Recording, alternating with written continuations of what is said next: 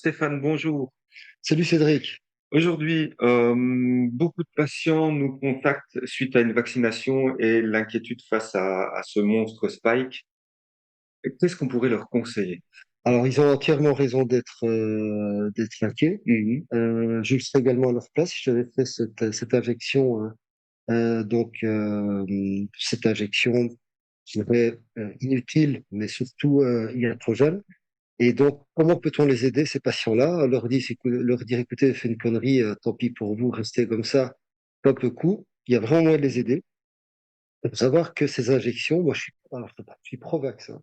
Je suis pro-vaccin, du moment que le vaccin permet d'éviter la maladie, ne tue pas plus que le virus ou la bactérie lui-même, et pour autant que on n'en ait pas des séquelles, qu'elles soient neurologiques, qu'elles soient cardiovasculaires. Donc, je suis pro-vax. Et ici, on n'est pas dans le cadre d'un vaccin qui satisfait à la définition d'un vrai vaccin. Et donc, voilà, donc en gros, qu'est-ce que ces patients, ces personnes, malheureusement, ces Kobe ont comme souci? Eh bien, le plus gros problème, c'est cardiovasculaire. Donc, c'est des complications thromboemboliques qui peuvent survenir le jour même ou le lendemain de l'injection, mais surtout, malheureusement, qui peuvent survenir des semaines, des mois, voire plusieurs années après. On ne sait pas encore exactement jusqu'à combien de temps après ça peut être délétère, puisque c'est un produit expérimental de phase 3 qui a été injecté. Et donc, on ne sait pas du tout, dans 10 ans, dans 15 ans, dans 20 ans, ce que ça va donner. Et en tout cas, on a déjà une énorme expérience à court terme.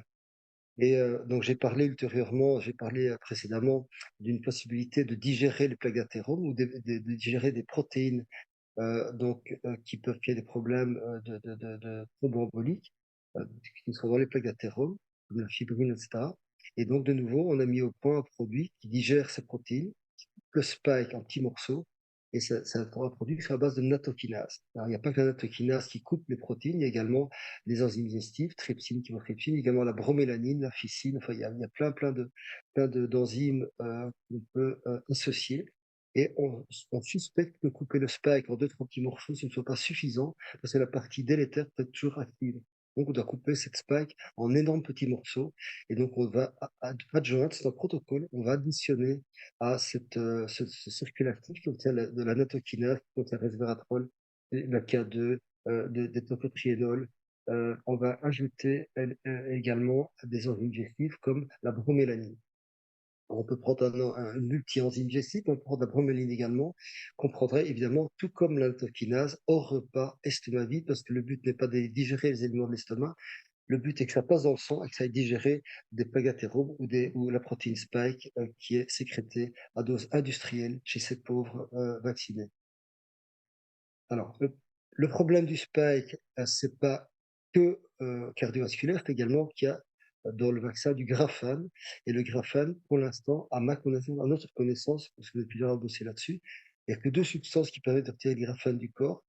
C'est le shilajit, donc qui est un extrait de l'humus, pardon, qui serait de l'humus qui contient dans l'Himalaya. Donc c'est une substance organique qui contient deux substances organiques. Et également, le brocoli peut également retirer le graphane. Également, le souci du spike, c'est qu'il détruit les mitochondries. On voit d'ailleurs chez les personnes vaccinées Covid, on a un taux de coenzyme Q10 avant la vaccination, on le remesure après, on voit ce Q10 qui chute. En effet, le Q10 est produit dans les mitochondries et on a un effet mitochondriotoxique, ce qui explique d'ailleurs des syndromes de fatigue chronique post-vax, des douleurs généralisées post-vax. Et donc, on sait qu'on doit relancer la production de mitochondries, relancer leur division. Et en tout cas, à minima, à grand minima, ce qu'il faut ajouter, c'est du coenzyme Q10, parfois très forte dose, comme chez les gens qui prennent des statines. On peut devoir monter à 300-400 mg par jour si nécessaire. Également, les mitochondries, comme vous le savez, elles peuvent être remultipliées par la préléquiniquinone, PQQ. Et également, il y a des antioxydants tels que la mélatonine, tels que la quercétine, qui peuvent également aider ces mitochondries à repartir, à refaire leur job. J'ai dormi au point avec des collègues, le Réjuvactis, qui fait un carton, hein, parce il a un effet spectaculaire au niveau de la production d'énergie mitochondriale, et il contient toutes les substances précédemment citées, et il remultiplie les mitochondries. On a devrait ajouter récemment de la superoxydismutase, de la SOD, pour accentuer l'effet antioxydant. Donc, en résumé, le sulfate lactique qui contient donc la nattokinase, la vikense, K2, tocotriénol, resveratrol, pris estomavite donc 2 fois par jour. On ajoute à ça de la bromélanine ou une multi-enzyme digestive. On ajoute également de façon optionnelle du coenzyme Q10, voire d'autres nutriments mitochondriaux, également détox métaux lourds, le shilajit et le job, comme l'acide alpha-lipoïque d'ailleurs qui est présent dans le jus actif, et le brocoli qui est plus spécifique pour le gluten. Est-ce qu'on a une idée du temps de traitement? 1 mois, 3 mois, 6 mois, 1 an? Mais de nouveau, le problème est que c'est un traitement expérimental puisqu'on n'a aucun recul, on a à peine fait des essais chez des animaux, enfin souris qui s'en sont portés très très mal puisque il y en a très peu ou pas qui ont survécu. Et donc on ne sait pas, c'est un truc expérimental, on découvre de jour en jour, de semaine en semaine, de mois en mois, des effets délétères, et on cherche toujours les effets positifs. Et donc je n'ai aucune idée de la durée. Malheureusement, il est évident que c'est une seule piqûre intègre le génome viral dans leur propre génome. C'est évident. In vitro, il y a 3 publications qui le prouvent. On a une rétrotranscription du RNA en DNA. Ce DNA s'intègre dans notre DNA. Donc, en gros, notre chromosome, c'est du DNA. Eh bien, le messager, le RNA messager, qui code pour le spike, il peut se convertir, rétroconvertir en DNA et il peut s'intégrer.